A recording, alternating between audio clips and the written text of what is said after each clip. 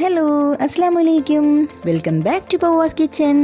ഞാനിന്ന് വന്നിട്ടുള്ളത് ഈവനിങ് സ്നാക്കായും ബ്രേക്ക്ഫാസ്റ്റൊക്കെ ആയി കഴിക്കാൻ പറ്റുന്ന ഒരു അടിപൊളി ടേസ്റ്റ് ആയിട്ടുള്ള മുട്ട ബൺ റെസിപ്പിയുമായിട്ടാണ്.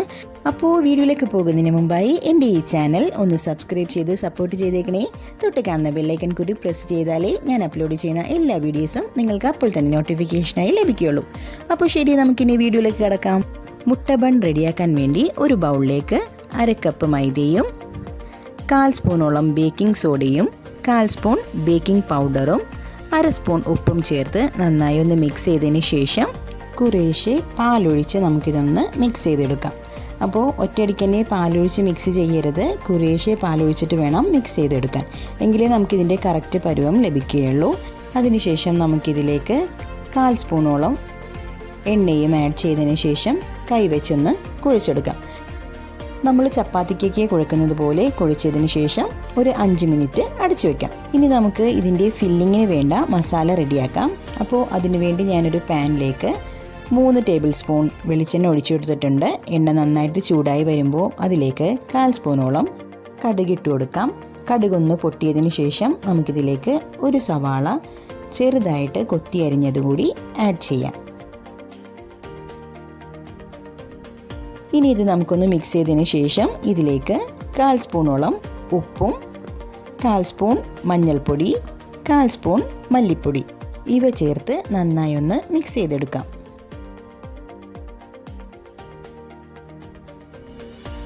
സവാള നന്നായി വാടി വരുമ്പോൾ 1/4 സ്പൂൺ മുളക് പൊടിയും കുറച്ച് കറിവേപ്പിലയും മല്ലിയിലയും ചേർത്ത് ഒന്നുകൂടി ഒന്ന് മിക്സ് ചെയ്തെടുക്കാം. ഇപ്പോൾ നമ്മുടെ എഗ്ഗ് ബണ്ണിൻ്റെ ഫില്ലിങ്ങിന് വേണ്ട മസാല റെഡി ആയിട്ടുണ്ട്. ഇനി നമുക്ക് ഫ്ലെയിം ഓഫ് ചെയ്യാം. ഇനി നമുക്ക് ബണ്ണ് റെഡിയാക്കാം. ഇപ്പോൾ നമ്മുടെ മാവ് ഇവിടെ നല്ല സോഫ്റ്റായി വന്നിട്ടുണ്ട്.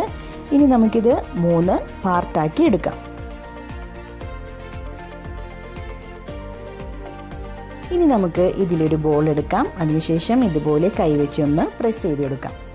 കൈവച്ച് നന്നായിട്ടൊന്ന് പരത്തിയതിന് ശേഷം നമുക്കിതിലേക്ക് നമ്മൾ റെഡിയാക്കി വെച്ചിട്ടുള്ള മസാല ഇട്ട് കൊടുക്കാം.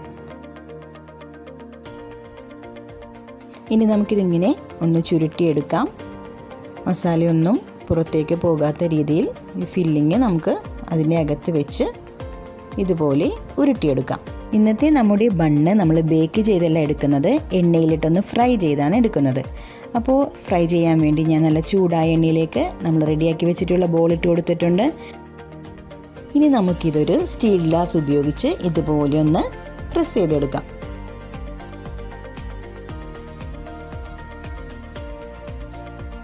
ഇതുപോലെ ഒന്ന് പരത്തിയതിന് ശേഷം നമുക്കിത് തിരിച്ചിട്ട് കൊടുക്കാം. ഇനി ഇത് 2 സൈഡും നന്നായി വെന്തതിന് ശേഷം നമുക്ക് എണ്ണയിൽ നിന്നും മാറ്റാം.